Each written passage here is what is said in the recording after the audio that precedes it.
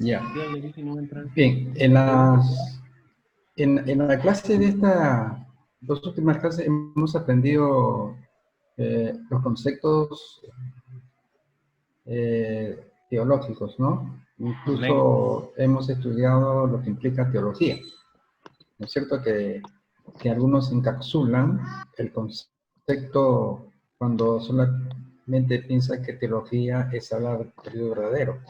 Cuando teología implica deidades, o sea, la deidad verdadera y las falsas, ¿no? Porque el concepto teo es griego. Y cuando los griegos hablaban del teo, no se referían al Dios verdadero, sino a quién se referían. A ver, alguien me puede responder. A sus dioses, al dios Ajá, Zeus, claro, etcétera. a sus respectivos panteones, ¿verdad? ¿Qué es un Sí. panteón? Panteón es un conjunto de dioses Conjunto de mitológicos. dioses. Exacto, exacto. Bien, luego vimos lo que implica la teología. ¿Qué es hacer teología? ¿Alguien puede responder? Hacer teología es estudiar a profundidad los conceptos que circundan el tema de Dios, en carácter generales, ¿Qué aplicado tipo en, de... ap- aplicado en lo espiritual sería el estudio de Dios en su Trinidad, Padre, Hijo y Espíritu Santo. Dentro de ellos, Pero, lo que involucra...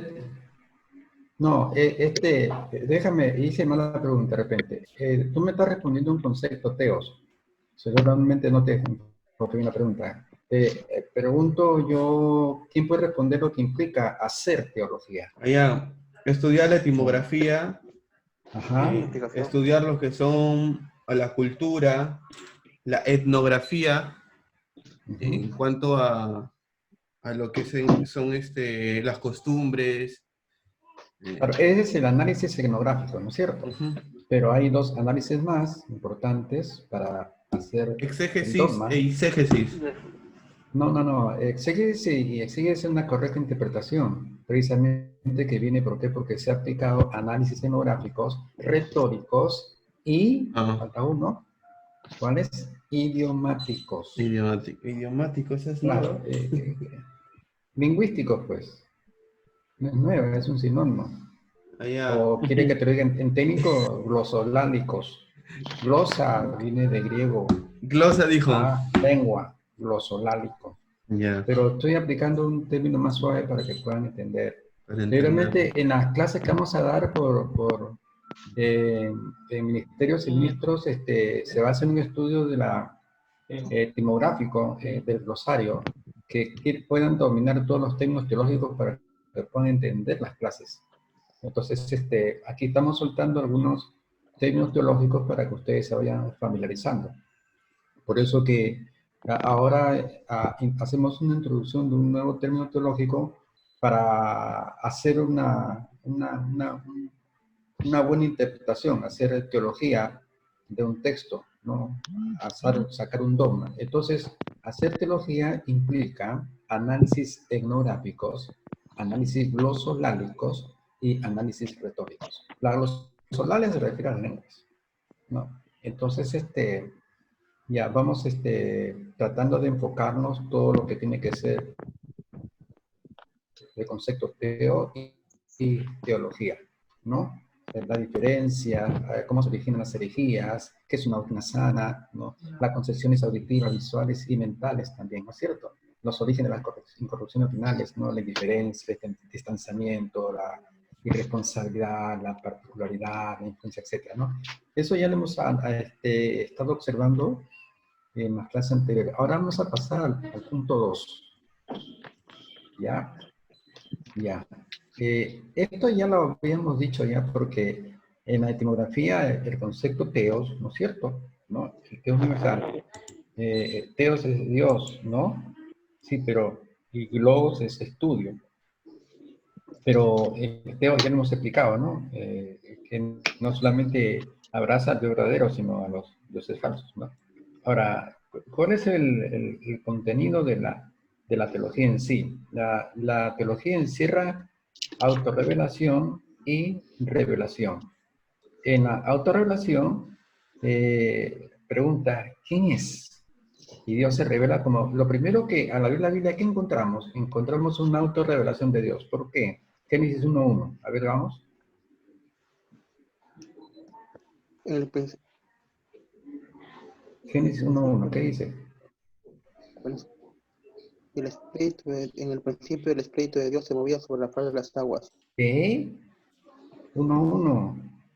En el En el principio principio, Dios Dios creó tierra. la tierra. Ah, está bien que estás con fiebre, estás con síntomas del virus. ¿Qué pasa, Edgar? No, de memoria, de memoria. Ah, ya. Has perdido mnemotecnia. Has perdido mnemotecnia. Ahora está en amnesia. A ver, ¿qué dice? Neumonía no, mnemotecnia. A ver, a ver, ¿qué dice? 1:1. En el principio creó Dios los cielos y la tierra. Ajá. ¿Qué vemos ahí? Vemos una autorrevelación. Y la autorrevelación tiene que ver con esa pregunta que vemos en la diapositiva. ¿Aló? ¿Ya? ¿Ya? ¿Quién es?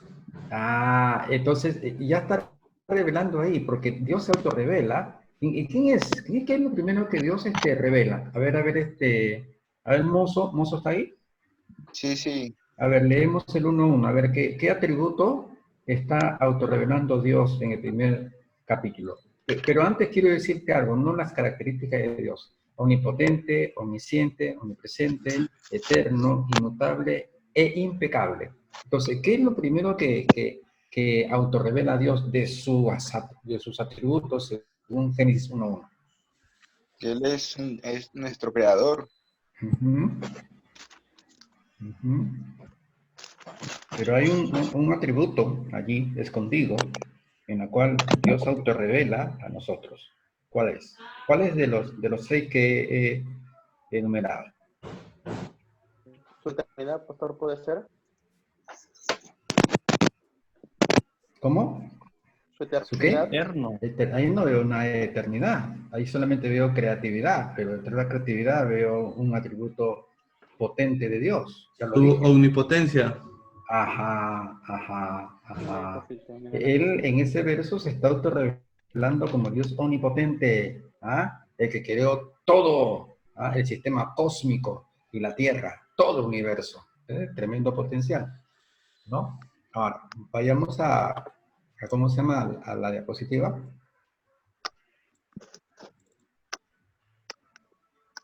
Ya. En la autorrevelación, ¿quién es? Y la revelación, que tiene que ver, ¿qué quiere? Es que el contenido de la teología, de la palabra, efectivamente es autorreveladora, porque nos dice quién es Dios, pero ahora en la revelación, Él nos revela qué es lo que quiere. O sea que en la Biblia también nos dice qué quiere. ¿Y qué es lo que quiere Dios? A ver, vamos a leer lo que dice el 1:26 de Génesis. Entonces dijo Dios, hagamos al hombre a nuestra imagen, conforme a nuestra semejanza. Y Ahí señoré. nomás. Ajá, ahí nomás. Ya. Bien. Y luego vamos a ver aquí lo que dice el versículo 28. ¿Qué dice? Y los bendijo Dios y les dijo, fructificad y multiplicaos, llenad la tierra y Ahí sojuzgadla. nomás. Ya, ahora el capítulo 2, versículo 15. Tomó pues Jehová Dios al hombre y lo puso en el huerto de Edén para que lo labrara y lo guardase. Ya, ahora vamos a la diapositiva.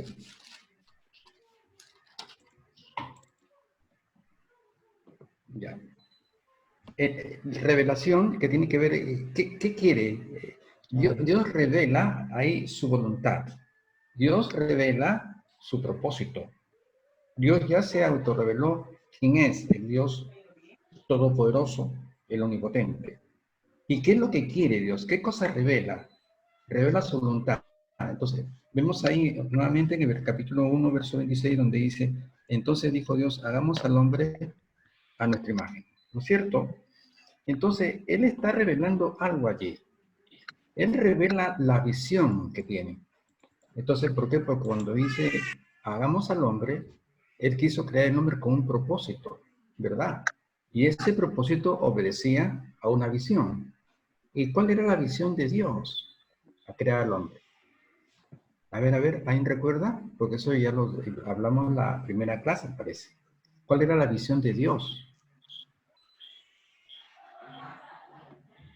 Cuando dice, hagamos al hombre, es que Él quiso crear al Para hombre que, con un propósito. pastor, ¿Para qué? para que sea el dueño de todo, para que señoree, sea juez. Sí, pero vamos, esa es la parte superficial, eso es lo que dice la Biblia. Pero estamos haciendo teología viendo la parte más profunda. O sea, estudiando lo que no dice la Biblia, sino el significado que encierra lo que dice. Entonces, tú me dices de que para que señoree, eso está escrito, esa es la parte superficial, pero estamos viendo la parte que no está escrita, la parte más subterránea, más profunda. Entonces, preguntamos nosotros, ¿cuál era la visión de Dios? Aquí esto responde cuando dice, hagamos al hombre, la visión de Dios era ¿qué cosa? Extender su reino en la tierra. ¿Aló? ¿Aló? Amén, amén. Ya, extender su reino. Él quería extender su reino en la tierra. Entonces, crea una pareja, ¿no es cierto? Y les da, los crea como un organismo reproductor, ¿no es cierto? Pero no solamente los crea como un organismo reproductor, sino que le transmite del Selén. ¿Qué es Selén en hebreo? ¿Qué significa? Proyección, sombrear. ¿Y Edgar, qué es lo que proyecta Dios en el hombre? Según lo que dice el mismo verso 26. Dice, hagamos al hombre Su imagen y semejanza. la imagen. Imagen en hebreo es Selén. ¿Selén qué significa? Proyección. Creación. Sombra. Entonces, Dios proyecta y sombrea sobre el hombre la imagen intelectual, afectiva y espiritual. O sea que Dios, la visión de Dios era extender, Dios está revelando su visión, y la visión de Dios, según el texto, es que Dios quería, ¿qué cosa? Extender su reino del cielo aquí en la tierra, pero con gente de calidad, ojo, de calidad intelectual, de calidad, síganme ustedes, ¿qué otra Afectiva calidad? y espiritual. Afectiva y calidad. Exacto. Dios se está revelando en la palabra de Dios, ¿no es cierto? ¿No? Que Él ha creado al hombre, ¿para qué? Para que el hombre se desarrolle como participante de un reino de Dios aquí en la tierra. Y los participantes del reino de Dios son gente de calidad, uno, intelectual, dos, digan ustedes, Afectiva.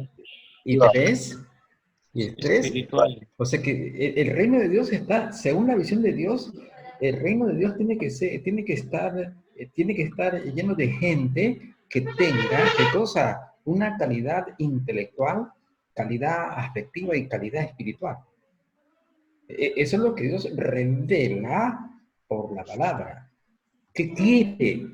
Si Él se manifiesta como un creador omnipotente, como dice el 1:1, y nos ha creado a nosotros, nos ha creado con un propósito que obedece a la visión de Dios de extender su reino aquí en la tierra, y cuyo participante del reino tiene que ser gente de calidad intelectual, afectiva y espiritual. Eso es lo que está revelando la palabra de Dios. ¿Qué quiere? Entonces, preguntamos ahora, en la revelación, ¿qué quiere Dios? ¿Qué quiere Dios en nosotros?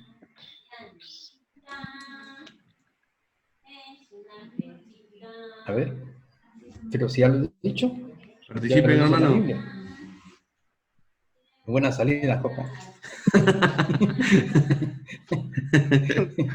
Que se termine todo. Que Dios está revelando lo que quiere. Extender su reino. Que quiere, claro, pero con gente de qué calidad. Con gente con una buena calidad intelectual, afectiva y espiritual. Exacto, exacto, exacto, exacto, exacto, exacto. Y el que ha nacido en Cristo dice que es una criatura, ¿no? Amén. So- Se o restaura sea, la imagen caída de Dios. claro. Entonces, El la dogma. vieja manera de pensar, la vieja y antigua manera de pensar, ya pasó. La vieja y antigua manera de sentir, ya pasó. Y la vieja antigua manera de actuar, ya pasó, ¿no? Entonces, ahí Dios está revelando qué quiere de nosotros. A ver, Edgar, basado en lo que hemos estado analizando en estos textos, ¿qué piensas tú que quiere Dios de ti? Ay, que vaya y predique, que extiende su reino en la tierra. A ver, a ver, a ver. Según lo que estamos viendo en cuanto a la revelación, ¿qué es lo que Dios quiere o espera de ti?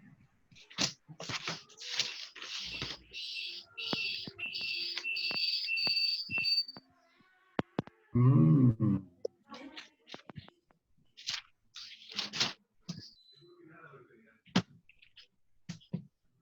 hagamos al hombre conforme Edgar, a nuestra imagen.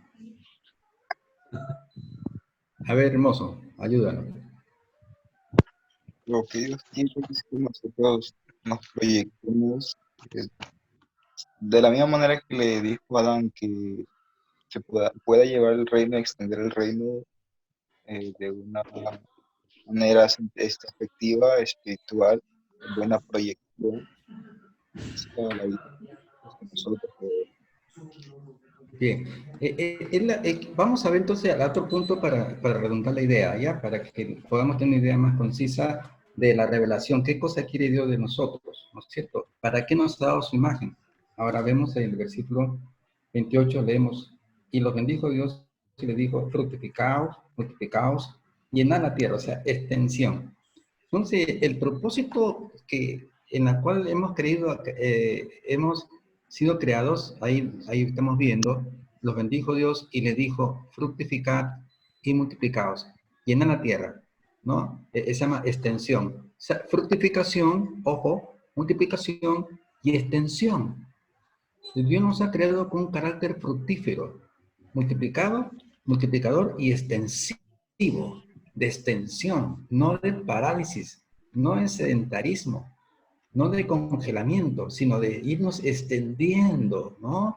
Prosperando, evolucionando, creciendo, desarrollando. Esa es la naturaleza de la imagen de Dios, que nos ha puesto en este sistema ¿para qué? Para que fructifiquemos, multipliquemos y también para que nos extendamos, ¿no? Y entonces Dios quería extender, ¿qué cosa? Su reino mediante una multiplicación genética, biológica. Sí está bien, pero con caracteres espirituales, intelectuales y afectivos. Ese era el propósito de Dios, eso es lo que Dios quería. Ahora, vayamos al capítulo 2, en el versículo 15, 2.15, Como pues, 2.15, a y ver, lo puso en el huerto de Edén para que lo labrara y lo guardase. ajá, lo puso en el huerto de Edén para que lo labrara y lo guardase. Entonces, el labrar es trabajar, ¿no es cierto? Entonces, ahí Dios tenía, el hombre tenía una responsabilidad, ¿no es cierto? Tiene un ministerio. La palabra guardar viene del hebreo, de un hebreo antiguo, que dice velar, supervisar. Ajá. Entonces, aquí encontramos un principio en los ministerios, que si Dios nos pone en su huerto, en su ministerio, para trabajar en una área ministerial, cualquiera que este sea, la responsabilidad grande del siervo de Dios era supervisar su trabajo, cómo lo está haciendo, ver la calidad del trabajo, ver si está haciendo las cosas conforme a los modelos y patrones de Dios. Entonces, tiene que supervisar, tenemos que ser responsables en observar qué tipo y qué calidad de trabajo estamos presentando, porque estamos trabajando para Dios en el área espiritual y ministerial. Entonces, aquí vemos principios de que el asunto no es que tú trabajes en el ministerio, ¿no? De una u otra manera, sino qué calidad de oficio, de trabajo estás presentando presentando delante de Dios, ¿no? Y para ello tú tienes que supervisar, ¿no? Guardar que el trabajo que estás haciendo sea excelente a los ojos de Dios. Bien, entonces encontremos así estos principios. Volvamos nuevamente a la diapositiva. Volvamos. Diapositiva. Diapositiva. Ya. Ahora, retomando la lección. ¿Alguien me puede explicar el contexto de la autorrevelación? Le va a ayudar la pregunta, ¿quién es Dios? ¿Qué autorrevela Dios en su palabra? Según Génesis 1:1, autorrevela que Él es omnipotente, es decir, que Él Un todo lo creador, ¿no? Un creador puede. omnipotente. ¿Bien? Y en cuanto a la revelación, ¿qué quiere? El propósito del texto bíblico leído. ¿Qué quiere Dios de nosotros? ¿Qué espera Dios de nosotros? Extensión del reino, según el texto que hemos leído. Uh-huh. ¿Y? Claro, sí, extensión del reino, pero sí, bien, pero particularmente en nosotros, quiere que extendamos el reino. ¿Y cómo lo vamos a hacer? ¿Con qué lo vamos a hacer? ¿Cuándo lo vamos a hacer? ¿Qué se necesita para la extensión del reino? Tener la imagen de Dios restaurada. Exacto, exacto, Excelente. exacto. Claro, claro que sí. Sí, ¿no? ¿Y qué más me revela Dios? Que tenemos que supervisar nuestra responsabilidad de ser ordenados. ¿Mm? Hágase todo con orden y en decencia, dice la palabra de Dios.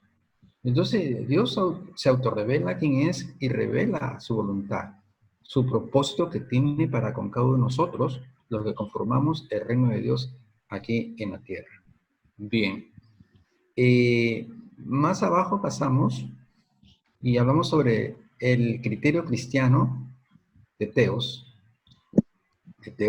En el criterio cristiano de Teos, el Teos en el mundo cristiano es monoteísta. O sea, mono es uno. Y tei es Dios. Entonces, cuando hablamos del término monoteísta, entonces hablamos de un único y solo Dios. Entonces, en el criterio cristiano de Teos, en el mundo cristiano, cuando uno habla de Teos, habla del Dios verdadero. Pero el criterio original de Teos, según abajo, ya no es monoteísta, sino que es, ¿qué es? ¿Qué dice abajo? Pluralista. Claro, ¿y a qué se refiere a pluralista? Al Varios. criterio original de Teos. Ah, claro, porque es el criterio original de Teos. Porque los griegos cuando hablaban del Teos, hablaban de dioses, ¿no es cierto? ¿No? En un sentido pluralista. Entonces, hay un criterio cristiano de Teos que es monoteísta y hay un criterio original de Teos que es pluralista. Estamos observando, ¿no? ¿No sería Amén. politeísta, pastor? También poli son varios en griego. Pluralista también, pero está bien, está bien. Porque estamos hablando de dioses. Bien. Sí, está bien, pero también pluralista. Excelente, Job. Acepto la corrección. Borra pluralista y pon entonces politeístas. Exacto. Qué bueno. Excelente, Job. Te felicito. Me pone mi Salvaste el estrellita. capote. Ponle acento en la I.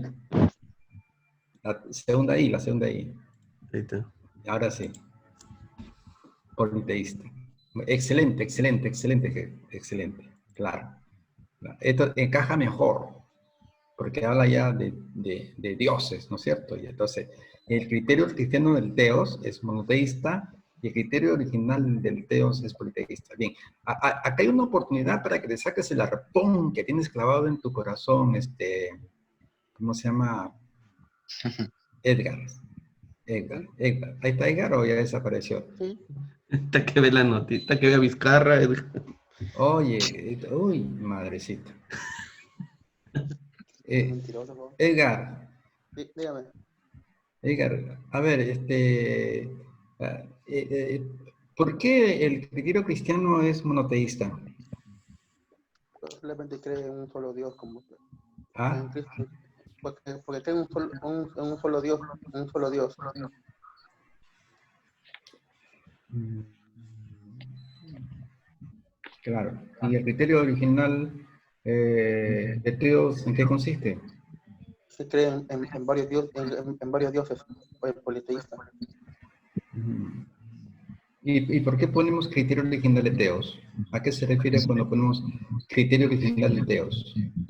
Porque la palabra Teos viene del griego que hemos estado Ajá. viendo, ¿cómo se llama? Que significa Dios, Dios, o pero se dioses, refería a quién? a los dioses paganos. Ajá, ajá, excelente. Muy bien, ya. Ahora hablamos de la universalidad del teos, ¿no? Ya. Si hay teología humana y hay teología cristiana. La teología es un estudio sobre Dios, pero hay un estudio que tiene características humanas, o sea que con pensamiento humano, con criterio humano, con percepciones humanas, con ideas humanas, pero no de ideas que están basadas en la palabra, pero contextualizadas en la misma palabra e inspiradas en el Espíritu de Dios. Porque para hacer teología cristiana, no solamente se necesita el análisis, ¿no?, etnográfico, lingüístico, retórico, el dominio de la Biblia, sino también se necesita el teoneustos, el soplo de Dios, ¿no? La idea de Dios que viene, ¿no? Para que tú puedas hacer una excelente teología cristiana, ¿no? En cuanto a la teología humana, que tiene que ver con doctrinas de hombres, porque hay tres tipos de doctrina: la teología cristiana, la teología satánica y la teología humana. La teología satánica tiene que ver con las doctrinas de demonios que describe Pablo en su carta a Timoteo, ¿no es cierto? ¿Por qué el concepto doctrina de demonios? Vamos a ver ahí en el libro de la carta de Pablo a Timoteo, este concepto. ¿Por qué se le llama doctrinas de demonios? A ver, primera Timoteo capítulo 4.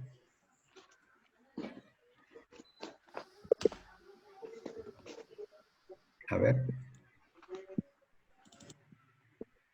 Versículo 1.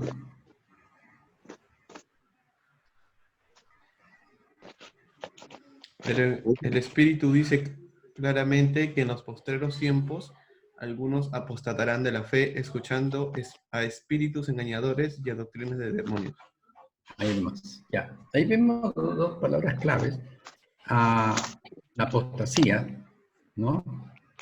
Dice que, ¿qué es la apostasía? A ver, ¿alguien tiene un concepto de la son apostasía? ¿Aló? falsos dogmas, ¿Cómo? herejías. ¿Cómo?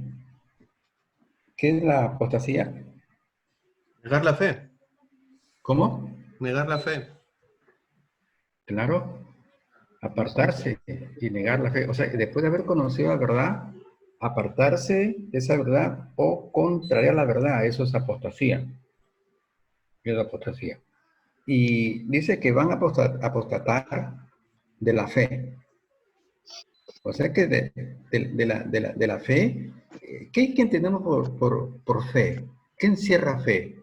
No solamente es una virtud teologal, no solamente es un fruto del Espíritu Santo, como el amor, etcétera, sino que también cuando habla de fe está hablando todo lo concerniente a la palabra de Dios. Porque fe es creer, ojo, no meramente en la deidad de Dios, sino creer en su palabra. O sea, cuando dice algunos apostatarán de la fe, o sea, te está refiriendo no de Dios, sino de la palabra de Dios. ¿Y cómo van a apostatar? ¿Van a irse en contra, escuchando a quién? ¿A espíritus Engañadores.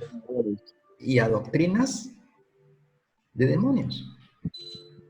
Están dentro del marco de las doctrinas humanas. Porque hay una doctrina humana que es pasiva y otra destructiva.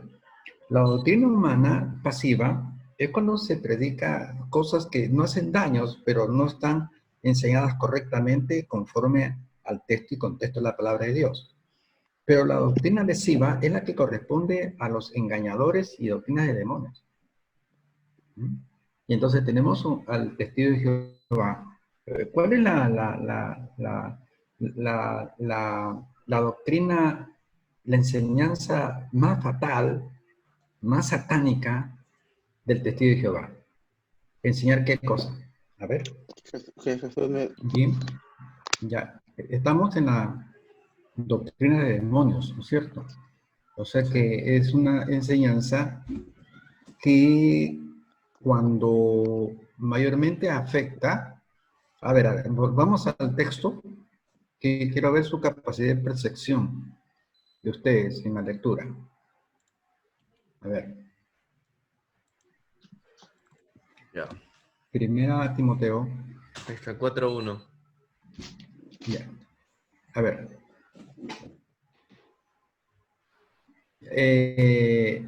A ver, ¿puedes subrayar o colorear apostatarán de la fe?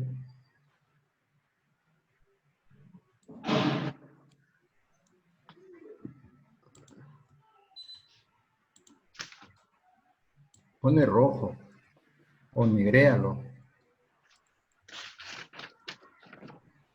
Que esté bien resaltado, negro.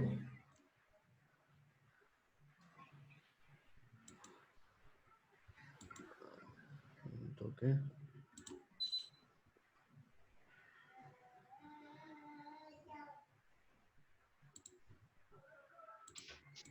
Ya ahí, además déjalo ya. Ya, Ah, bueno. ya. Muy sodomita ese color. No importa. Ya. Ya. Mira, ahí vemos el propósito de las doctrinas engañadoras y satánicas. ¿Hacia dónde apuntan estas doctrinas?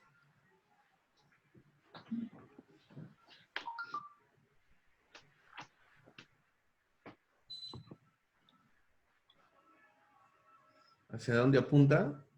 ¿Sí? ¿A qué tipo de gente, de cultura, etcétera? ¿A quiénes especialmente? A la misma iglesia, pues. ¿Misma iglesia que todos conformamos la doctrina de demonios? No, no. O sea, lo que yo entendí por la pregunta es esa doctrina apóstata hacia quién apunta, hacia quién quiere engañar. Ajá, ¿a quién? Así sí, ya. O ¿A sea, quién quiere engañar? claro, O sea, pues, si ¿hacia la quién palabra apunta? apostasía significa negar Exacto, la fe o exacto, apartarse de la fe, a quienes exacto. tratan de engañar es a los miembros de la iglesia. O sea, a la iglesia cristiana. Claro. Entonces, ahí vemos aquí un punto interesante de que esta doctrina satánica tiene un objetivo. El objetivo no es la gente conversa, porque esa gente está perdida, sino que el objetivo es los que conocen la verdad, para desviarlo de la verdad. Entonces, el objetivo del diablo es utilizar estas doctrinas engañadoras para hacer apostatar a la iglesia de Cristo. ¿Cuál fue la primera acción de apostasía que vemos en la Biblia? Edgar, ¿tú que eres más arriesgado? ¿Cuál fue el origen de la apostasía? Un ejemplo. Apostasía de Salomón. Uf, muy cerquita. Eso fue ayer.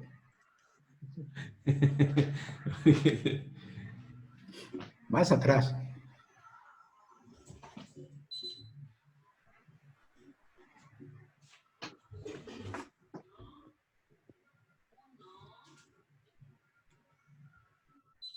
Ah, para el huerto.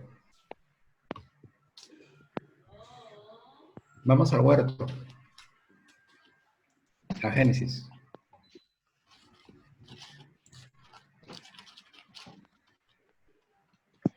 Título. Ya. Vamos en el capítulo 2. Verso 17. Mas el árbol de la ciencia del bien y del mal no comerás, porque el día que de él comieres, ciertamente morirás. Ya. ¿Qué vemos aquí? Vemos una ley. Vemos una ordenanza.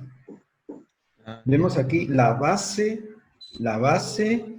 del estamento legal de Dios, la base del decálogo, la base de la Torá. La palabra clave es no, no comerás, no matarás, no adulterarás, no codiciarás, etc. Esa es la base de la ley. En el huerto hubo ley, esta es la ley. Y entonces, Eva está conociendo la palabra legal de Dios, ¿no? La indicación de Dios, que tenía que seguir al pie de la letra. Muy bien. Capítulo 3. Capítulo 3. Ya sé a cuál se refiere. Tengo a lo que dijo la mujer, ¿no?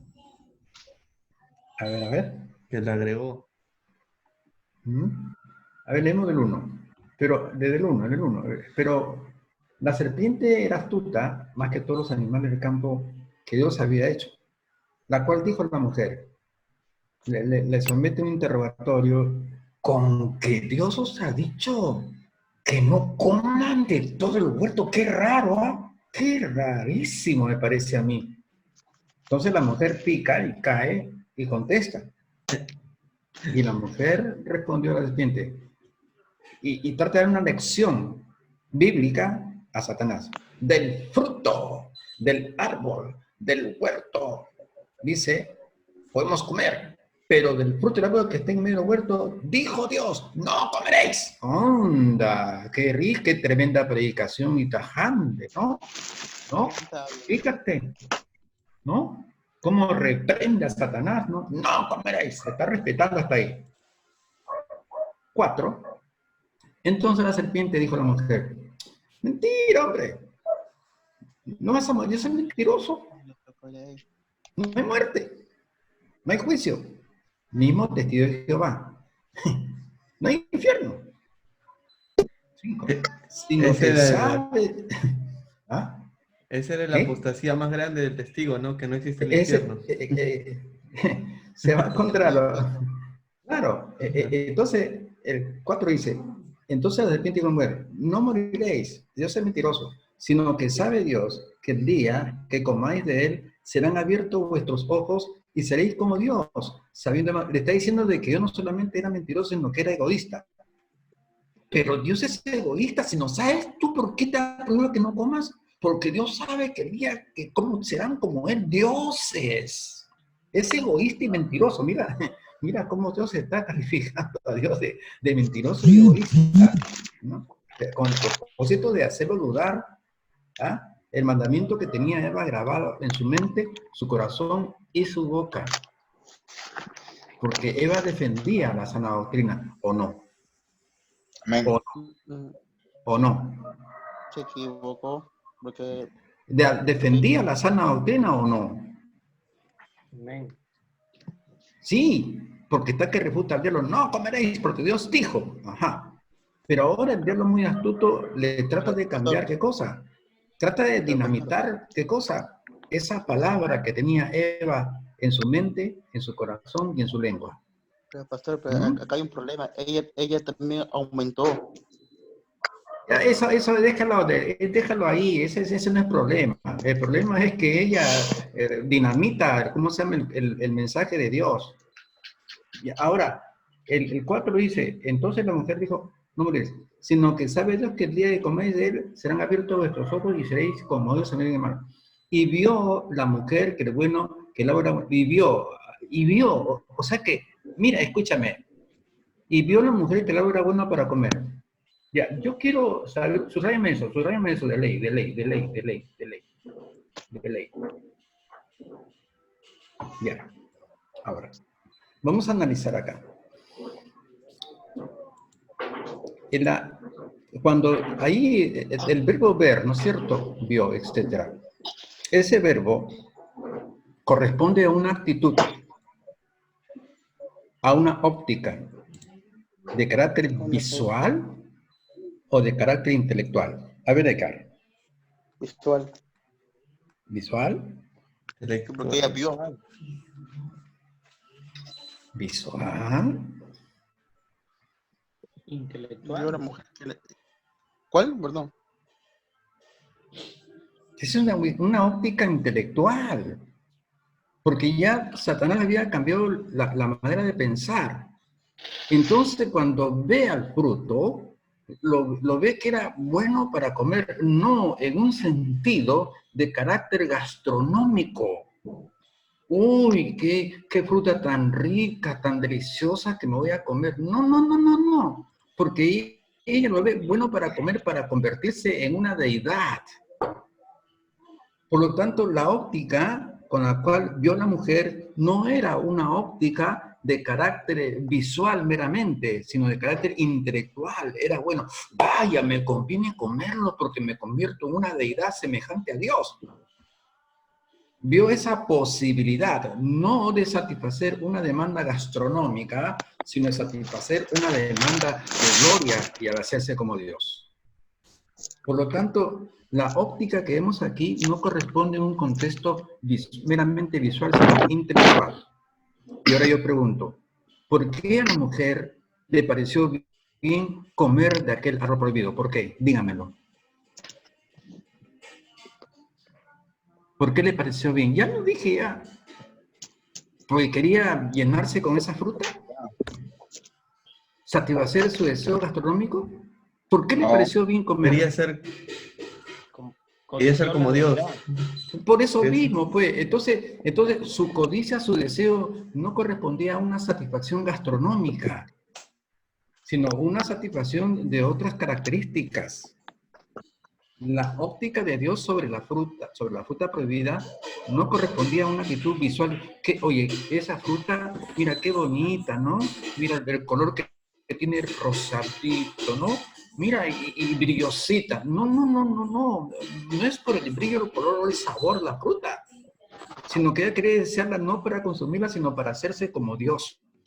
Por tanto, la óptica que observamos en el texto no corresponde a una óptica de carácter meramente visual, sino intelectual. ¿Aló? ¿Están ahí? Amén. Ya. Estamos haciendo teología. Estamos viendo la parte subterránea del texto para ver el mensaje que encierra la palabra de Dios. ¿Ah? Entonces nosotros tenemos que tratar de, ¿cómo se llama?, de poner un lente, ¿no?, contextual, o sea, el contexto, lo que se esconde. La palabra es, cuando está escrita allí, es explícita, porque explica literalmente, pero hay un mensaje implícito, está escondido allí. Dentro de lo explícito, de lo explicado allí, hay un mensaje implícito que no está escrito, pero sí encierra en su contexto un significado. Ahora, vemos aquí entonces que él vio la mujer que era bueno para comer. Yo pregunto ahora, ¿por qué razón cambia la óptica de Eva cuando ella miraba el árbol con respeto y con temor de Dios? Ahora cambia su óptica, ahora mira el árbol bueno para comer, cuando para ella era malo para comer y prohibido para comer. ¿Qué cosa fue lo que vio Dios en la fruta prohibida? Díganmelo. ¿Una oportunidad para qué? ¿Cómo? ¿Para alimentarse un solitaria o para convertirse como una diosa? Convertirse en una diosa.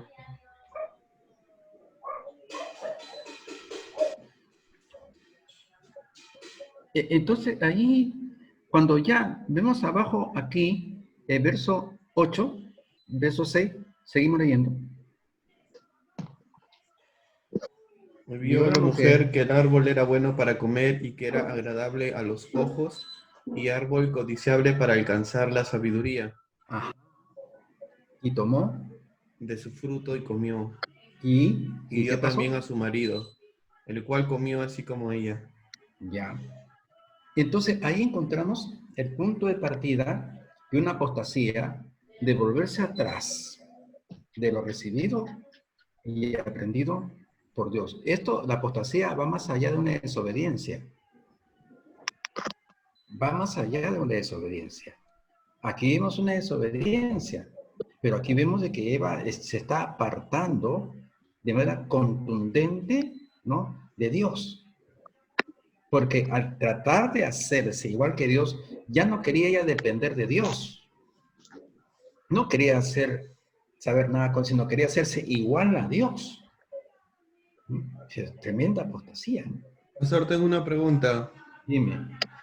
¿Por qué la serpiente habló a la mujer primero y no al hombre? Bueno, hay varias hipótesis, ¿no? ¿Era sacó Hay largo varias. Adán o qué? eh, Hay varias hipótesis, ¿no?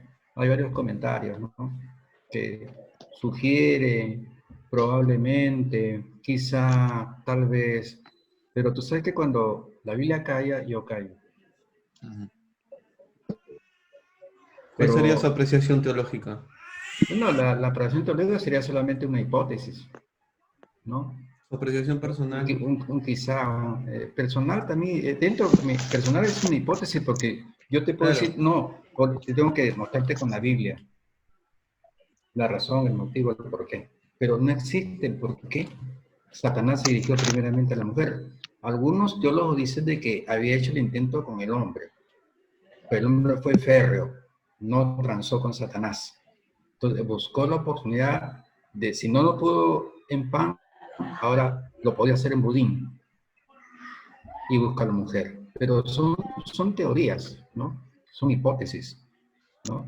Son concepciones humanas, no bíblicas, porque no sale, no tiene un contexto. Cuando una idea, tú puedes dar una idea de Dios, pero si tu idea no tiene una base profética, que está dentro de una doctrina humana, no es una doctrina cristiana, una doctrina de Cristo, una doctrina verdadera, es una doctrina humana. Entonces, hay mucha doctrina humana. Yo puedo enseñar, porque aquí, amados hermanos, nos dan un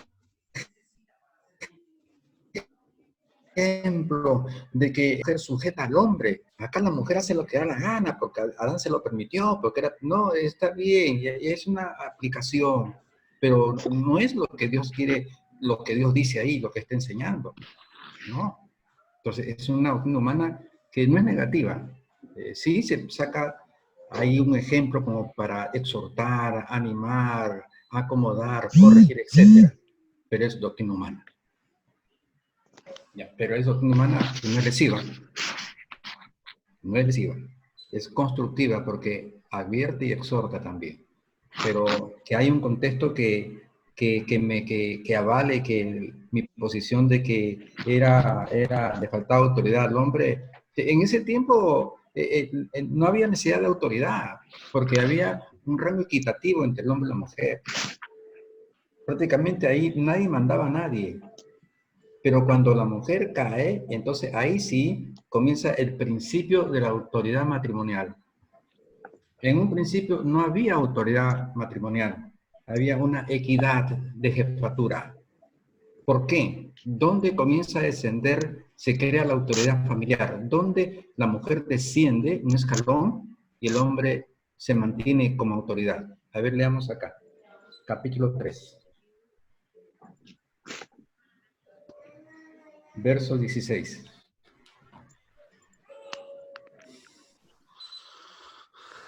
La mujer dijo, multiplicaré en gran manera los dolores en tu preñeces, con dolor darás a luz a los hijos, y tu deseo será para tu marido, y él ¿Y qué más? enseñoreará de ti. Ah, él se va a enseñorar, él será tu señor, tu amo, tu jefe, tu patrón. Ajá. Ahí comienza el principio de la autoridad en el hogar. Ahí comienza el principio de autoridad en el hogar. Entonces, la mujer desciende un escalón. Y ahí donde está diciendo, Dios te está diciendo claramente. Acá te está diciendo ahí. ¿Ah? Él se enseñoreará de ti. Antes de la caída no se enseñoreaba.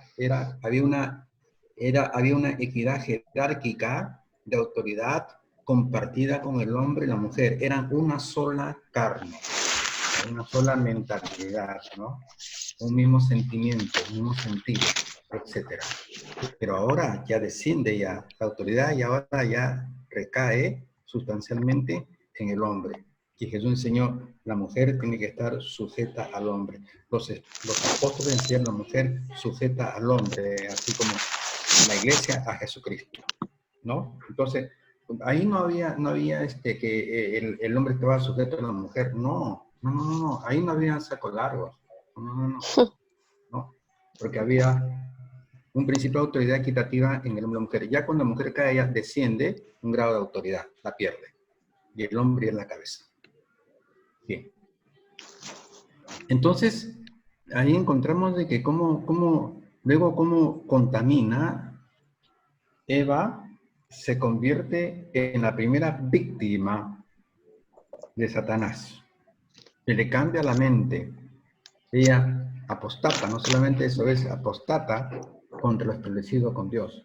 Porque la intención de Eva al comer era renunciar a Dios y hacerse ella una deidad.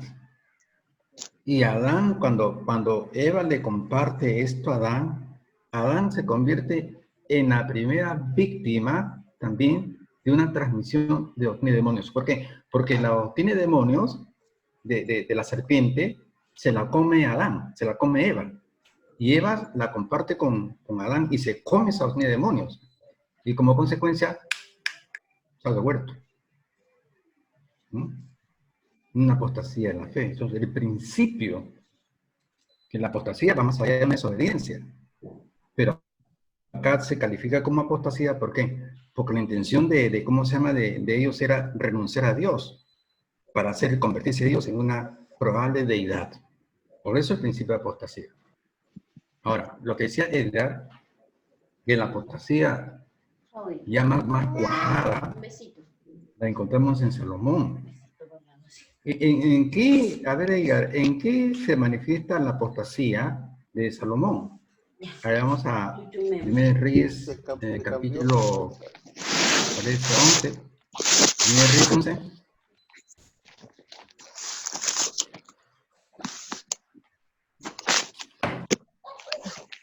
¿Qué versículo?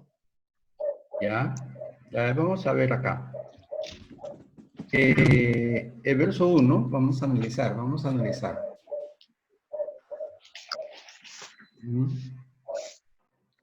Pero el rey Salomón amó, además de la hija de Faraón, a muchas mujeres extranjeras, la de Moab, Amón, Edom, Sidón y las Eteas, ¿no?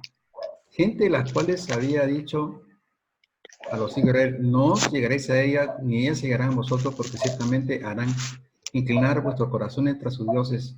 A esta, pues, Salomón se juntó con amor. Y tuvo 700 mujeres reinas y 300 concubinas. Y sus mujeres le dieron su corazón. Bien. ¿Cuántas mujeres tuvo Salomón? 700 mujeres reinas. 1000. En total, con todo. Claro, ¿cuántas mujeres tuvo? 1000. 1000. Ya, 1000. Ya, a ver, Edgar, ¿y por qué tuvo para qué o por qué tuvo esas 1000 mujeres? El hombre era coquetón, era Para calmar, amoroso, para era calmar un su, semental. ¿Por qué? ¿Ah? para calmar su deseo. Su deseo Para carnal. calmar su deseo. O sea que el hombre era terrible. O sea que con 1000 mujeres podía satisfacer sus deseos hormonales. Oye, 1000 mujeres, o sea que una diaria. Oye, en un mes ya Salomón estaría con la próstata destrozada. Por lo tanto, esto no corresponde a la satisfacción de un deseo hormonal, sexual. No, no, no, Deseo no. carnal nada más. Él tiene 1000 mujeres, ¿por qué? ¿Por qué? Porque esto refleja los temores que tenía Salomón de las ciudades vecinas, los países. Egipto era una potencia en esos tiempos. Entonces, acá habla algo muy importante aquí. Acá vemos que el primer matrimonio que hace Salomón es con una egipcia, ¿no Con es la hija cierto? de Faraón. ¿No? La hija de Faraón. Ajá. ¿Y por qué se casa con la hija de Faraón? ¿Por qué? Por razones políticas. Porque estas potencias, decía Faraón, ¿no? Esta gente se va a armar contra nosotros, se van a juntar y nos van a chancar la cabeza y nos van a hacer así y asá y asá. ¿Mm? ¿Sí? Sí. Entonces, ¿qué hago? Me comienzo a liar, comienzo a familiarizar con Faraón, con los reyes de Egipto, de Siria, de Babilonia, de Grecia, etcétera, para que no hagan la guerra. O sea, estos matrimonios ¿cómo se llama?, de Salomón, no obedecían a la satisfacción sexual u hormonal de un súper potente o semental, como lo sugiere el doctor Edgar, sino que tenía un contexto sociopolítico. Imagínate Edgar con 1000 mujeres. ¡Ah, su Edgar! ¿No? ¡Ay, ya! A los 15 días está con la próstata ya destruida. ¿Sí? Entonces, ¿a qué se refiere esta unión matrimonial de David con estas mujeres? No obedecía a un contexto hormonal, ni sexual, ni pasional, ni emocional, ni afectivo, sino sociopolítico. Bien, ahora, se cumple ahora la advertencia de Dios. Versículo 4. ¿Qué dice? Y cuando Salomón era ya Una viejo, vez viejo, sus mujeres ¿Sí? Sigue Inclinaron una voz su femenina, escucha corazón. ahí. Siga. sus sigue. mujeres inclinaron su Sí. corazón tras dioses ajenos, y su No, corazón no era he perfecto. oído una voz femenina ahí. Que lo lea. A ver, A ver, sí. A ver. y cuando, y cuando Salomón ya era viejo, sus mujeres inclinaron su corazón tras dioses ajenos, y sus corazones no eran perfectos con Jehová, su Dios, como el corazón de su padre David, Siga. porque Salomón siguió a Pastoret. Astoret, dioses de los sidonios, y Milcón, Sí. ídolo de abominables de los Amitas. amonitas. Siga. E hizo Salomón lo malo ante los ojos de Jehová, y no siguió cumplidamente a Jehová con David su padre. Siga. Entonces edificó Salomón un lugar alto y quemó ídolos abominables de Moab en el monte que está enfrente de Jerusalén, Ujú. y a Moloc, ídolo abominable de los hijos de Amón. Siga. Así hizo.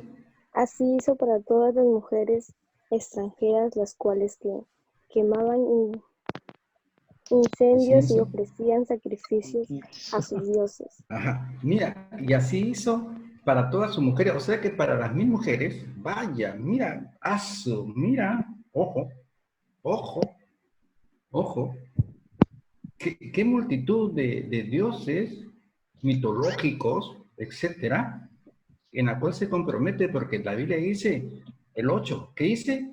Así hizo, ¿qué? Para todas sus mujeres extranjeras, ¿no? Con dioses mitológicos, ¿no? Con una multitud de panteones de deidades, ¿verdad? Pero, a ver, Edgar, a ver si te acuerdas, ¿en dónde radicaba la apostasía más grande y más terrible de todos los tiempos bíblicos, aparte de la de Adán y Eva?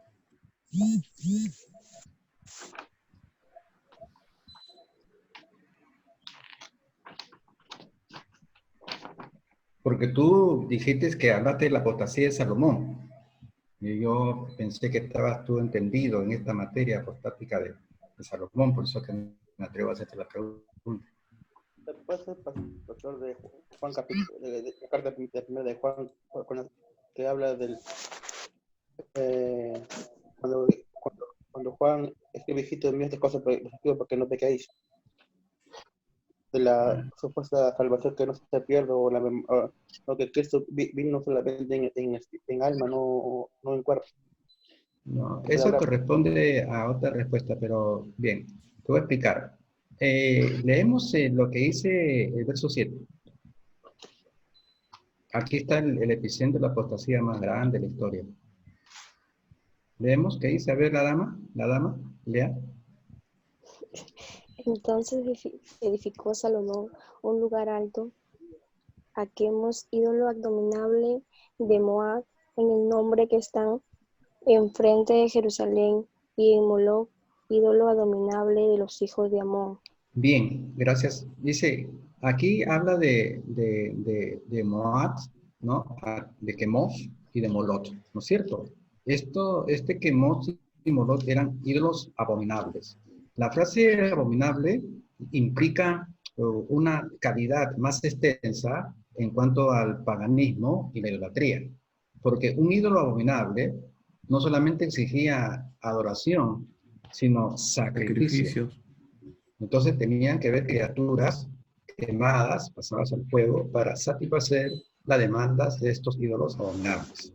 Bien, aquí sí que quiero hacer un pequeño énfasis de algunos escritos, ¿no? Y de algunos de eruditos que han leído historia, ¿no? Historia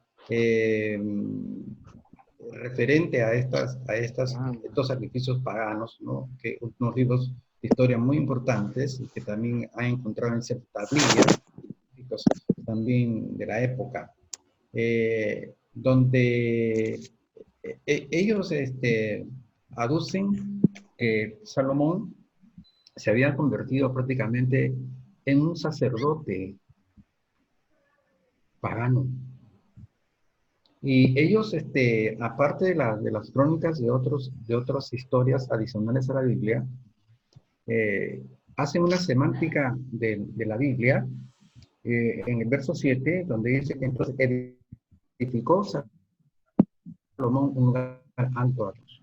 Edificó Salomón. ¿Qué significa la palabra edificar? Según el hebreo. ¿Qué implica edificar? No solamente una construcción arquitectónica, física o material, sino el diseño, el pensamiento, la visión en la construcción. Que él tenía la intención de construir un ídolo alto a este ídolo, un templo a este ídolo abominable, con el objeto de adorarle y servirle. Y de ahí que siendo Quemos y Molot ídolos abominables, y él les edificó, les construyó el templo, ¿qué significa? Que participaba de los sacrificios de niños.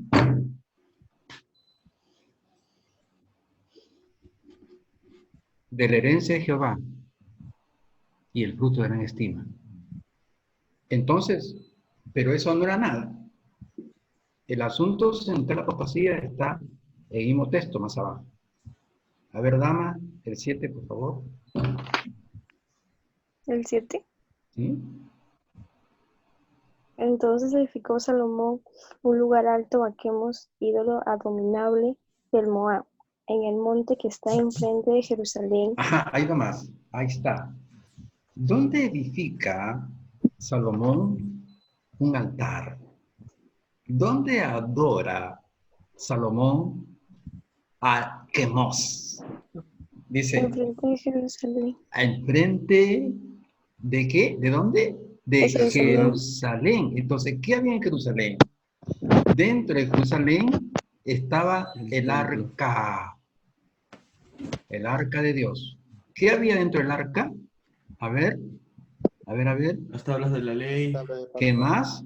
la vara de Los Aarón, querubines. Ajá. el maná. Y una porción de maná, ¿verdad o no? Sí. Bien. En las tablas de la ley estaban los 10 mandamientos, obviamente, ¿no? ¿Qué decía el primer mandamiento de Dios? Amarás a Jehová tu Amarás. Dios por sobre todas las cosas. ¿Qué dice el libro de Éxodo 20? Le vamos a dar lectura al libro de Éxodo 20.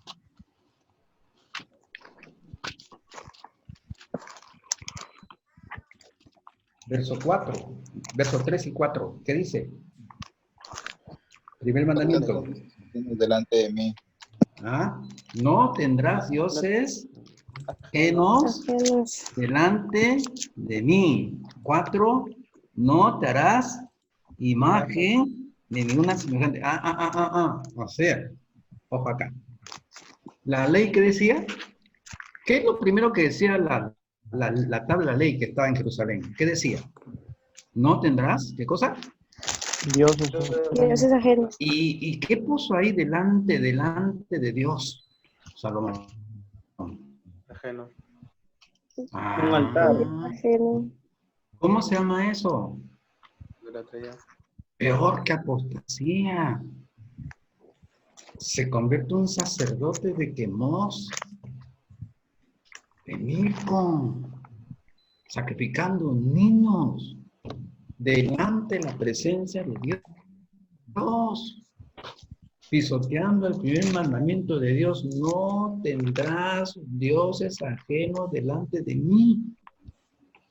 Terrible apostasía. Ahora, comentarios. A ver, ¿qué piensan ustedes de esto? Pastor, A ver, ¿cómo es José. posible que un hombre que ha tenido privilegios por parte de Dios, sabiduría, ha sido entendido, amado tanto a Dios, pueda llegar a cometer estas cosas? Hay varios factores. Recordemos que Salomón, con toda la sabiduría que recibió de Dios, él era un estuche de barro. Le recibe privilegios y dones de Dios. Recibe el privilegio de ser rey. El primer monarca teocrático de Dios fue David. ¿Por qué digo yo que fue el primer monarca teocrático? ¿Quién fue, Edgar, quién fue el primer rey de Israel? ¿Quién? Saúl. Saúl. Pero este rey, ¿fue elegido de forma democrática o teocrática? Fue elegido Democrático. por hombres. De hombres, por hombres. No fue elegido por Dios. Democrática, del demos, del pueblo. ¿Mm? De democrática, ¿no? Pero David fue teocrática. Entonces, Elegido por Dios. entonces vemos de que Salomón, teniendo tremendos privilegios de ser constituido como rey, como jerarca, puesto por Dios para su pueblo, y habiendo recibido un don maravilloso, el don de la sabiduría. ¿Cómo pudo corromperse esa sabiduría? ¿Cómo? Hay varios factores. Y dentro de los factores que hicieron, aparte del temor, de ser subyugado o derrotado por otros reinos, razón por la cual se junta a las extranjeras por razones sociopolíticas y protectivas, entre comillas, ahí está dudando de la protección de Dios y se deja llevar por su propio criterio. Ya había otra falta. También estamos tratando de desarrollar y poder contestar la pregunta de Job en cuanto a por qué un hombre con tanta sabiduría como Salomón no había apostatado, ¿no? Viendo que era un hombre que había recibido un privilegio ministerial de carácter jerárquico como rey y que había recibido pues el don más grande, que aparte de la salvación, es el don de la sabiduría. Y precisamente él había escrito en 1.7 que el principio de la sabiduría es el temor de Jehová. La sabiduría tiene dos contextos. Un contexto intelectual, que tiene que ver con la creatividad, la inventiva, el ingenio, el conocimiento, la inteligencia, sabiduría, etc.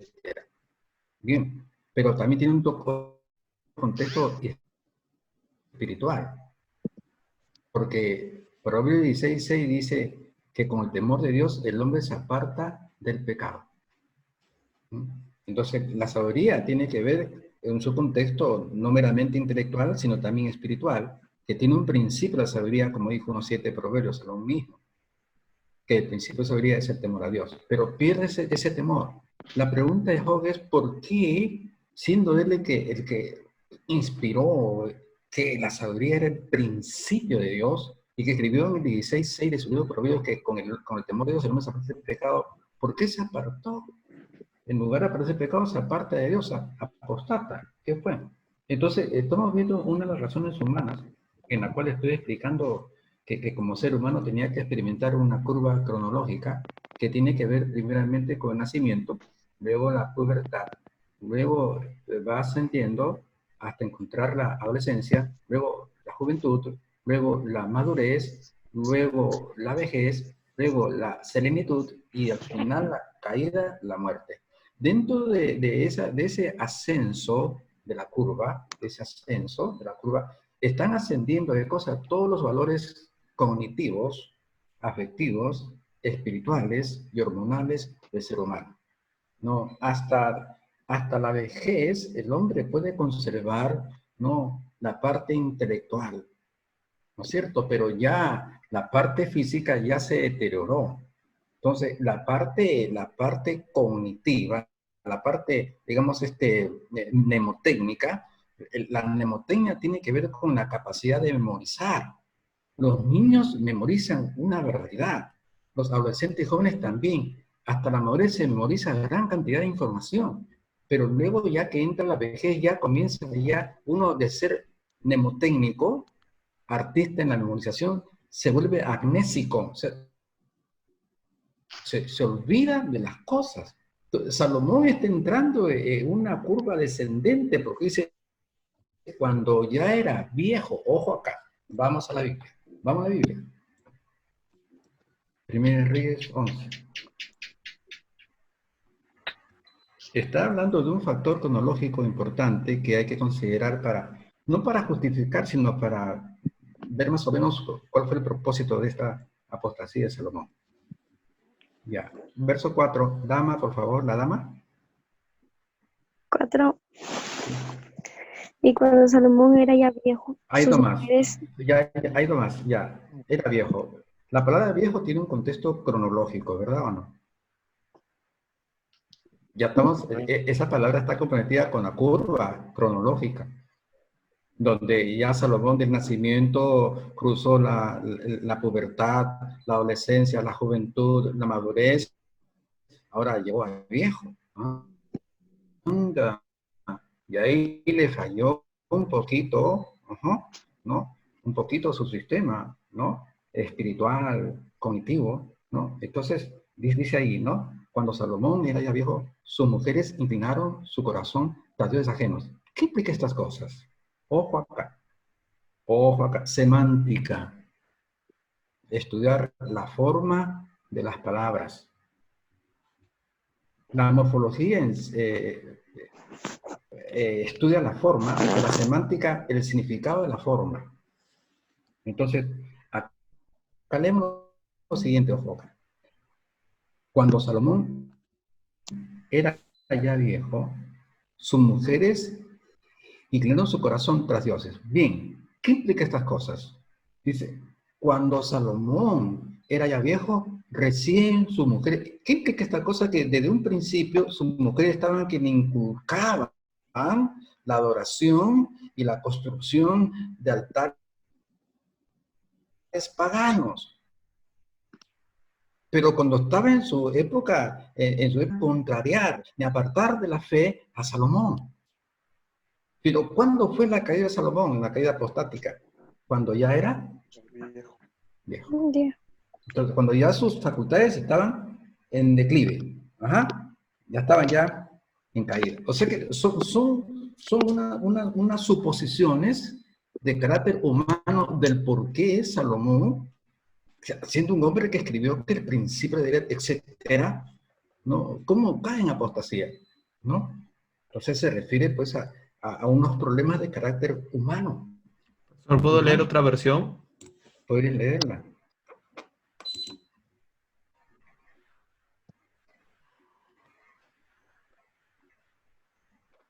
Ya, acá en Dios habló y dice, cuando Salomón ya era anciano, sus mujeres hicieron que su corazón se desviara hacia otros dioses, Ajá. pues no se había entregado por completo al Señor su Dios como lo había hecho David su padre. ¿Ya? Ya, eso es lo que dice una versión. Pero dice, sus mujeres hicieron que su corazón se desviara hacia otros dioses. Pero cuando ya era un anciano, ojo, ya está hablando de un contexto ya cronológico, no un contexto de carácter espiritual, porque la Biblia cuando habla de ancianos, también habla de gente madura, como lo que le dice el Señor a Moisés, que escoge de 70 ancianos que tú conoces, o sea, gente madura, no por la edad, no un contexto cronológico, sino un contexto espiritual. Pero acá está hablando de un contexto cronológico, cuando era ya anciano, ¿ah? Anciano. Entonces, sus mujeres hicieron que su corazón, o sea, aprovecharon el estado, ¿no? Intelectual, anímico, espiritual, y más que esta versión dice que no se había entregado por completo al Señor como le había dicho su David, su padre, ¿no? En el capítulo 3, vamos a ver, 1 Reyes, capítulo 3.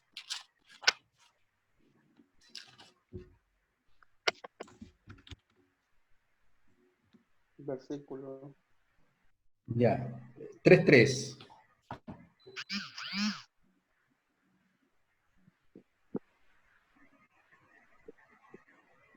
Mas Salomón amó a Jehová y andó Sí. en los estatutos de su padre David, y Salomón solamente sacrificaba y quemaba incienso en aquellos lugares, en lugares altos. Ya, dice ahí, dice, Salomón amaba al Señor y cumplía las leyes establecidas por David, su padre, ¿no? Entonces, ¿quién le enseñó a cumplir las leyes? Su padre. Su padre. Ahora, volvamos a la versión que ha sacado Edgar, Hot. Ah, Yo que pasó, 4. tengo otra versión también. Ya. e incluso, 3:4.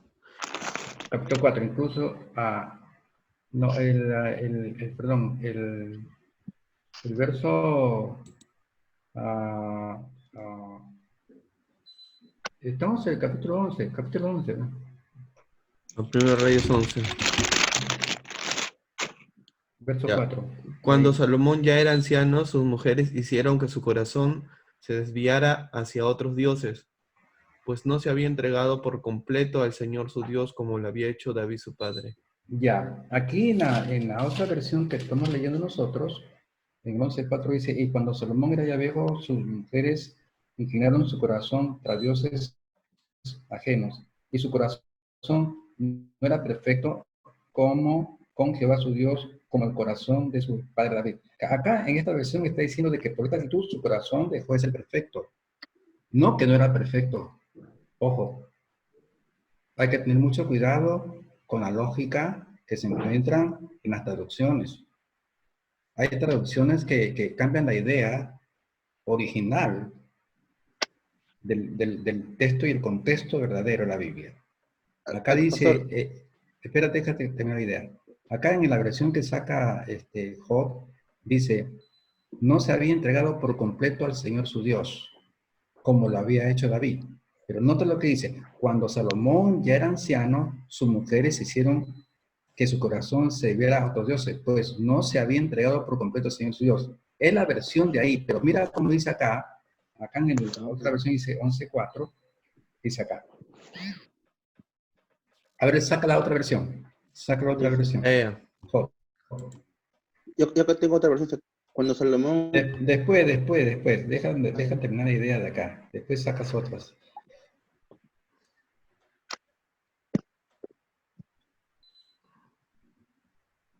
Saca la Reina Valera. Sí, estoy que lo busco. La que estaba en antes.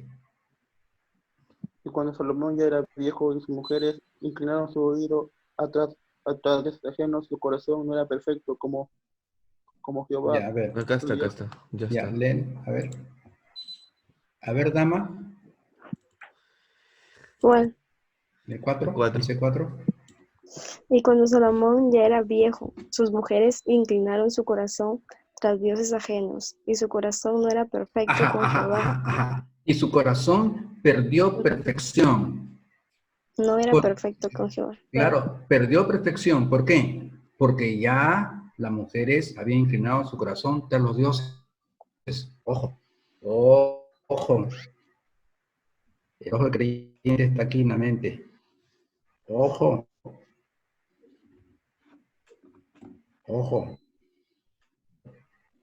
Comienza con el contexto cronológico, la edad, cuando ella era ya viejo. Entonces, nuevamente el 4 dice, y cuando Salomón era ya viejo, sus mujeres inclinaron su corazón tras ajeno. Y la consecuencia fue que su corazón no era perfecto. Dejó de ser perfecto. Perdió perfección. Perdió perfección.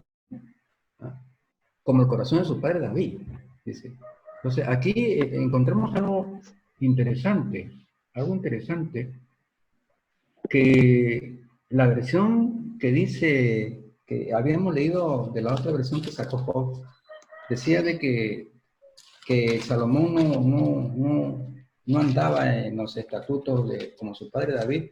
Pues, No, o sea, en la versión Dios habla hoy, dice que no se había entregado por completo al Señor su Dios como lo había hecho David. Ya.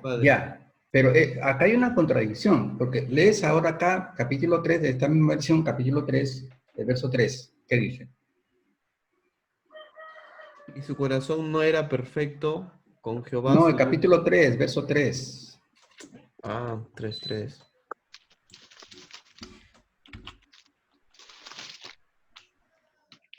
Mas Salomón amó a Jehová andando en los estatutos de su padre David.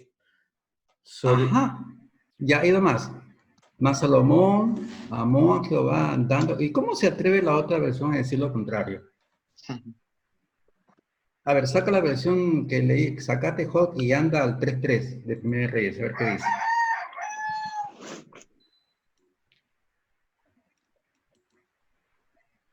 Salomón amaba al Señor y cumplía las leyes establecidas por David, su padre, aun cuando él mismo ofrecía sacrificios. Ya, mira, Salomón amaba al Señor y cumplía las leyes establecidas por David, su padre. Y cumplía las leyes. Ojo. Ahora, anda al 11:4. Leímos la misma traducción. Dios habló hoy. Capítulo 11, verso 4. Cuando Salomón ya era anciano, sus mujeres hicieron que su corazón se desviara hacia otros dioses, pues no se había entregado por completo al Señor su Dios, como lo había hecho David su padre. Tremenda contradicción de la misma versión.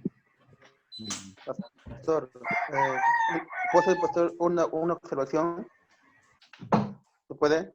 ¿Cómo? Que si leemos todo Reyes, todo el capítulo de Reyes, dice que él levantó muchas leyes. ¿Por qué? Porque acuerdas, pastor, que no se podía comprar animales de extranjeros, no podía comprarse nada, y él compraba animales extranjeros que la ley que Dios no le había permitido. Ahí se puede Ya. decir que no anduvo, una suposición. Creo que, bueno, Mira. lo que yo entiendo, pastor, es de que lo que aprecio leyendo en esta versión, no es que no amaba a Dios, pero no a la misma, con ese mismo Estatura. Dios que lo hacía David. Ya, que hace una comparación entre cómo le servía Salomón a Dios y la diferencia entre cómo David amaba a Dios. No, claro, porque el 3:3 de Reyes dice, mas Salomón amó a Jehová andando el estatuto de su padre David. O sea, vemos ahí una equidad, ¿no es cierto? De entre David y Salomón. La cuestión aquí está en que cuál fue el motivo y las circunstancias que hicieron de que Salomón apostatara. Y estamos viendo acá un contexto de carácter cronológico, que él comienza a perder la visión, comienza a perder ese espíritu de adoración al Dios verdadero, de someterse como lo se sometía al principio cuando fue considerado como, constituido como rey. Le hago una pregunta, pastor. Sí. A ver, ¿cómo es su exégesis? En la mitad de este versículo. Cuando dice, estoy en la Reina Valera, ¿Ya? 19:60, y su corazón no era perfecto con Jehová su Dios, como el corazón de su padre. ¿Ya? Este pasaje está hablando de... Es un texto aparte que expresa toda la vida de Salomón, o solamente se está refiriendo a esta etapa de la vida. Eso. Porque dice, nota bien, dice, y su corazón no era perfecto con Jehová, como corazón de su padre. O sea que David nunca apostató. Ojo. Se refiere a esta parte de la historia, donde ahí el corazón de Salomón no era perfecto como el de su padre, porque David nunca apostató de Dios. En ese contexto está escribiendo el autor. No está generalizando, sino está hablando de una etapa que compromete la apostasía. Entonces, nota bien, ahora completamos la idea cuando dice, y cuando Salomón era ya viejo, sus mujeres inclinaron su corazón tras dioses ajenos. Ajá. En esa infidelidad, entonces escribe, entonces su corazón no fue perfecto con Dios como la fue su padre David. En ese contexto. Está hablando en cuanto se refiere en cuanto a la apostasía, que su corazón de Salomón no llegó a ser como el corazón de su padre, que nunca apostató. Por lo tanto, acá esto es claro, sino que hay que poner un poquito de lógica, de sentido a lo que está hablando, ¿no? Viendo el contexto donde se produjeron estos actos. Porque aquí está hablando, observa bien, el 4, cuando Salomón era viejo, su mujer inclinó su corazón entre sus oídos. Como consecuencia, entonces su corazón era perfecto. Y lo compara con David, porque David nunca apostató, él sí. En ese contexto lo está escribiendo el autor. A ver. Pero no estaría mal aplicado si lo aplicamos a su vida en sí, porque como lo acaba de decir, David no apostató como lo hizo Salomón. O sea, en realidad, si generalizamos toda su vida, no era perfecto con Jehová como lo había hecho David. No, pero si David tampoco fue perfecto, todos, mira. No, pero en este contexto hablando.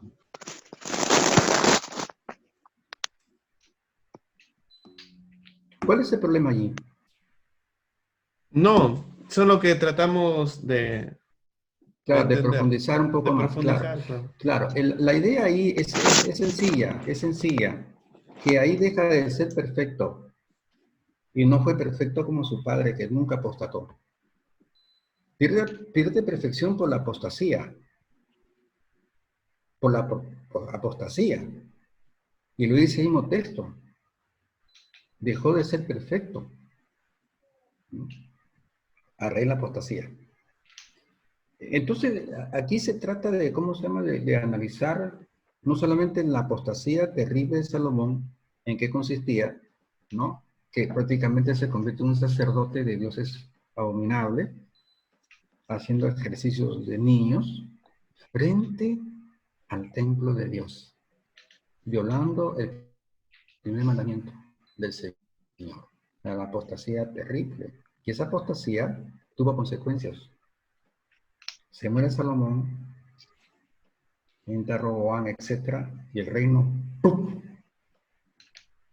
Porque ahí mismo, en el mismo texto 11, ahí vamos a comenzar cómo comienza ya la división, el cisma del pueblo judío. ¿No? Cómo se fracciona, ¿no? Efectos y consecuencias de las apostasías, ¿no? Ahora, esta apostasía fue mayor que la apostasía de Saúl. ¿En qué consistía la apostasía de Saúl? Que Dios... ¿Cómo? A ver, Edgar. Que él vendió su primogenitura. Yo no estoy hablando yo de Saúl, sino de Saúl. Perdón, me equivoqué. Saúl, que él hacía lo que el pueblo decía, no lo que Dios decía. No, eso no es apostasía. Apostasía es irse en contra de lo que establecido por Dios, ¿no? Que va más allá de una desobediencia. Él consulta ¿a quién? A una divina. Ajá. Eso iba más allá de una desobediencia. También, pastor, también. ¿Por qué? Déjame tener una idea. ¿Por qué apostasía? Dios le dijo que no le había revelado a él, no le reveló ni por profeta, ni por Urim, ni por Tumim, ni por sueños, ni visiones, le reveló en cuanto a Samuel. Entonces, él dijo, bueno, ¿qué me importa que Dios no me revele por sueño ni por profeta? Yo voy a consultar con los muertos, que se va en contra de lo establecido por Dios. No consultarás con adivinos, ni agoreros, ni hechiceros, ni brujos, etc. La apostasía. Por lo cual hace imposible que haya sido Samuel el que se vio en esa... No, es un demonio. Las almas no pueden estar... por ejemplo, ahorita el infierno, no hay el alma de ningún ser humano está en el infierno. Los impíos, los pecadores, sus almas están en el tormento, en el Hades, abajito, sí, esperando de que venga Cristo, pase un milenio y al final sean presentadas las almas en el trono del juicio del trono blanco. Entonces, el Hades arroja las almas para que sean juzgados los muertos pecaminosos conforme a sus obras. Pero vamos al asunto aquí, en que estamos en 1 Timoteo capítulo 4, porque hemos desarrollado la palabra apostasía para cerrar la idea de los demonios, de los demonios.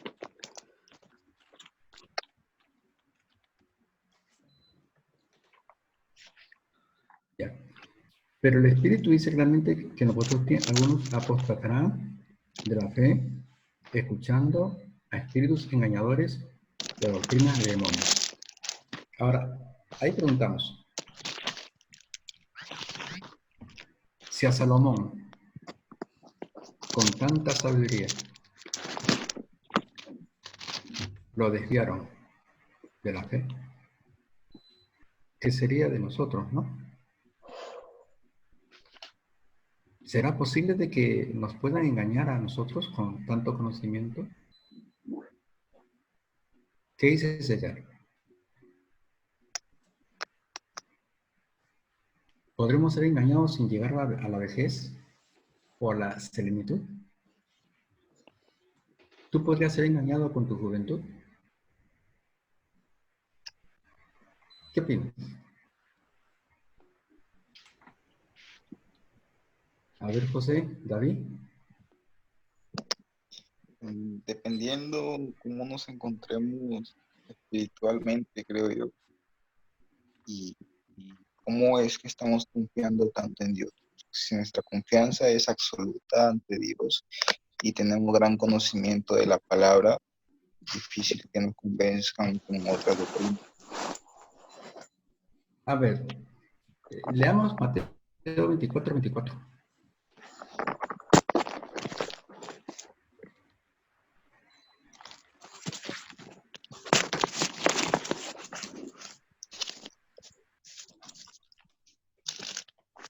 Leiga, o la dama, por favor. Un ratito. Ya. Mateo 24, 24.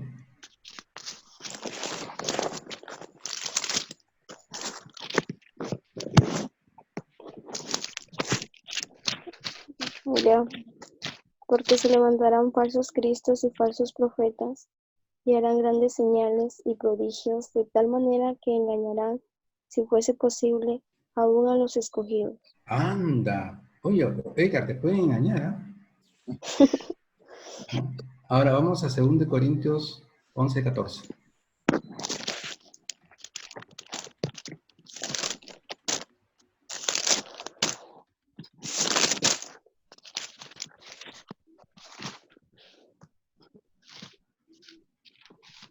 ¿Qué dice, Y dama? no, y no es maravilla, porque el mismo Satanás se disfrazará como ángel de luz. Claro, luz es una idea que aparentemente permite ver con claridad, es una luz doctrinal. O sea que se disfraza como un ángel de luz. ¿Qué es un ángel? En griego y hebreo es un Mensajero. mensajero, Claro. es un portador, ¿no es cierto? Portador de luz, de la palabra. Se disfraza de este portador. Es entonces una doctrina de demonios, ¿no es cierto? Que puede enseñar las ideas de la doctrina, de las doctrinas satánicas, que tienen un potencial capaz de engañar al más erudito, al teólogo más erudito en la palabra de Dios. La pregunta es, ¿quién convenció o quiénes convencieron a Salomón a apostatar? Las mujeres que tenían una doctrina pagana.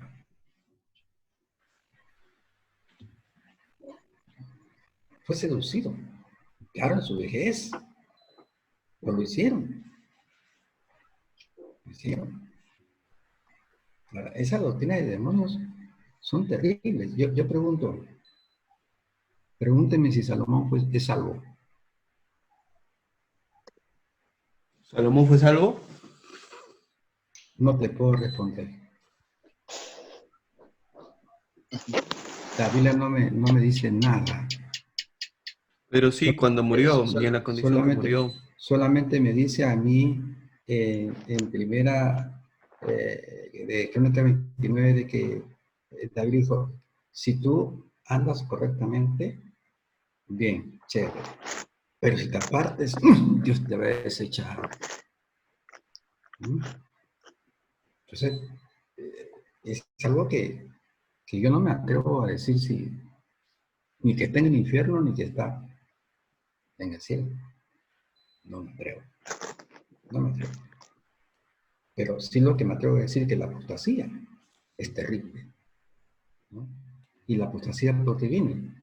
Por poner oído a doctrinas de demonios. La gente que se opone a lo que dice la palabra de Dios. Por eso que según de Juan dice, cualquiera que no traiga doctrina, dice, no lo recibáis en casa, le digáis bienvenido, porque que dice bienvenido participa de sus malas obras. Bien, entonces preguntamos, para cerrar la idea, actualmente, ¿cuáles son las doctrinas de demonios más conocidas? Los testigos de Jehová, ¿Qué más? los mormones, Uh-huh. la Iglesia Católica. Católico. Claro, pues porque ellos están negando el sacrificio de Cristo También, en todos pastor, los olores y colores. ¿Por qué? Porque también con el purgatorio y la misa, entonces que eliminan el sacrificio de Jesucristo en la cruz del Calvario. Porque ahora tú ya no, tu salvación no depende de que tú has confesado a Cristo como Salvador, sino tu salvación depende de que te hagan una misa y te sacan tu alma del purgatorio. Es una pastor, apostasía también terrible. otra secta también, los sabáticos, los adventistas. Ya. ¿En qué Porque consiste ellos dicen su...? que Que para ser salvos hay que guardar la ley, hay que guardar el sábado. Vaya, déjame contarlo. ¿En qué consiste ¿cómo se llama? La, la apostasía ¿cómo se llama? Del adventista. Infierno no Porque estamos existe. hablando de apostasía. El adventista no es apóstata, porque él al guardar el sábado, en su criterio personal, está tratando ¿cómo se llama? De respetar un fragmento del decálogo. Entonces, veo un contexto de reverencia, de temor, el adventista. No veo una expresión que sospeche la apostasía, aunque están mal, porque Jesucristo abrogó el día sábado, porque ellos sabían, déjame tener una idea, cerrarla, porque ellos creían cuando decían, no harás ninguna obra el día sábado, que Dios se refería a obras de carácter secular, no a las obras espirituales. No a las obras, porque el sacerdote seguía cumpliendo con sus funciones ministeriales. Y la misericordia tenía que aplicarse con o sin sábado. Por eso que Jesucristo cuando permite que los discípulos comiencen a saciar su apetito arrancando espigas de trigo para comer, que era un trabajo, le reclamaron. Y cuando Jesús le da la pista al ciego, le reclamaron, porque ellos habían tergiversado el día sábado. El día sábado prohibía obras seculares, no espirituales. Porque la ley del sábado no podía irse en contra de la misericordia, porque Miqueas decía, 3 cosas quiero de ti. Miqueas 6:8. A ver, ¿qué quería? Vamos a la Biblia. Ay, Dios.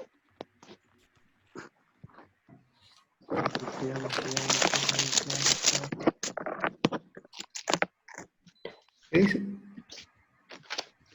Hacer justicia, amar misericordia y humillarte ante tu Dios. Ah, hombre, Él te ha declarado lo que es bueno. ¿Y qué pide Jehová de ti? ¿Qué pide Dios? ¿Justicia? Amar misericordia. ¿Y Jesús no hizo un día sábado misericordia? ¿No sanó un enfermo? Y no refutaron ¿cómo se llama? En Marcos, según Marcos, no refutaron a Jesús por qué había hecho esas cosas, porque había sanado un día sábado. ¿Acaso Jesús te estaba yendo contra la ley que decía, yo quiero estas cosas, misericordia? Que el día sábado no podía constituirse como un elemento que fraccionase la demanda de Dios de hacer misericordia, porque la demanda de no trabajar competía y estaba en contexto de trabajo secular, no espiritual ni ministerial. Se habían confundido ¿cómo se llama? Los judíos. Malograron la fiesta el día sábado. ¿Por qué eran tan meticulosos que Jesús le dice, ustedes qué cosa? Cuelan el mosquito, o sea que se fijen en los detalles más mínimos de la ley, pero traen el camello, dejando la justicia, porque no practicaban justicia en el día sábado. Si veían a un niño que se caía un libro, a un río el día sábado, no lo sacaban, que se ahogue. Si un viejito se caía del camello o del burro o del asno, no lo socorrían, que se rompa, que muere de dolor con los huesos quebrados, porque era día sábado. Si pescaban a ella que se sacaba un piojo, lo acribiaban a piedras. ¿Por qué? Porque sacarse un piojo en un acto de cacería. Si se rascaba No digas también. nada. O sea que, No, cállate.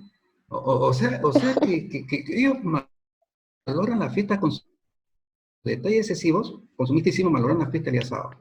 Jesús dijo, yo soy el día sábado. Entonces hay que ver los otros contextos, ¿no? En cuanto el adventista no le veo apostasía. Le veo un celo, pero fuera del tiempo. La doctrina del sábado del adventista es una doctrina temporal, no atemporal. La Biblia antigua tiene doctrina temporal y atemporal. El Antiguo Testamento, cuando hablamos de doctrina temporal, es doctrina que tuvo su tiempo. Y la temporal es la que tiene vigencia hasta ahora. Y la doctrina del sábado es doctrina temporal, no atemporal. No tiene vigencias a estos tiempos de gracia en el Señor Jesucristo. Bueno, muchachos. Hay otra última pregunta, no sé, pastor, si estará bien, a ver. Empieza a acabar el ¿Usted tiempo. Pastor, ¿usted cree, pastor, que el movimiento sea secta o no? ¿Se acepta qué? El MM.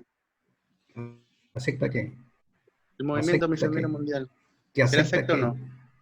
Si ¿Era es qué? secta, secta religiosa se refiere. Claro, tiene unas connotaciones sectarias, ¿por qué? ¿Cuáles son las características de una secta? Que adoran, Leemos lo que está diciendo en el libro de Isaías. A ver, capítulo 65 o 66, vamos a ver. Sigue un ratito ahí. Isaías, Quedan 3 minutos, pastor, para que se acabe la... ya. 65, 5.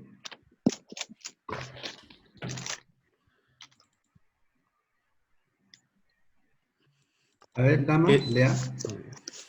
Todavía no lo hay, de verdad. Está en la 65, pantalla 5. también. Es la pantalla. La pantalla está también. Ah, ya. A ver, No. Ah, ya. ¿qué ¿Qué dice? dice? Estate. Estate en tu lugar, no te acerquéis a mí, porque soy más santo que tú. Estos son humo en mi furor, y fuego arde todo el día. Ya, dice, que dice, estate en tu lugar, no te acerques a mí, porque soy más santo que tú. O sea, el movimiento no permite alianza con ninguna iglesia cristiana porque los considera impuros, le llaman diablos con Biblias.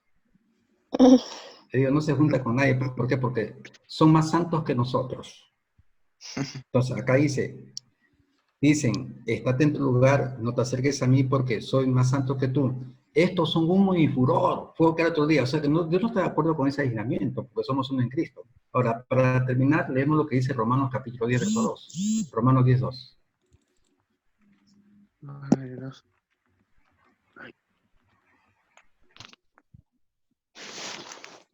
2 y 3, ¿ah? 2 y 3. 2 y 3. ¿Ya? A ver, la dama. Porque yo les doy testimonio de quien tiene De celo de que Dios, tienen celo de Dios, pero no. pero no conforme a la ciencia, ¿Por qué?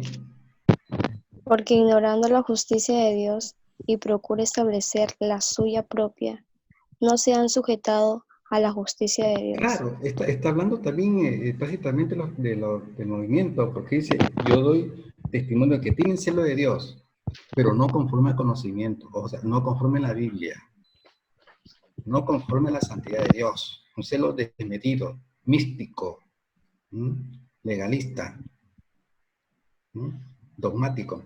3, dice ¿por qué?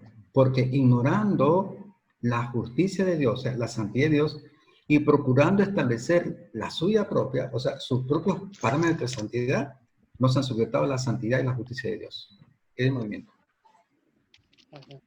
O sea que tiene ribetes y características de secta.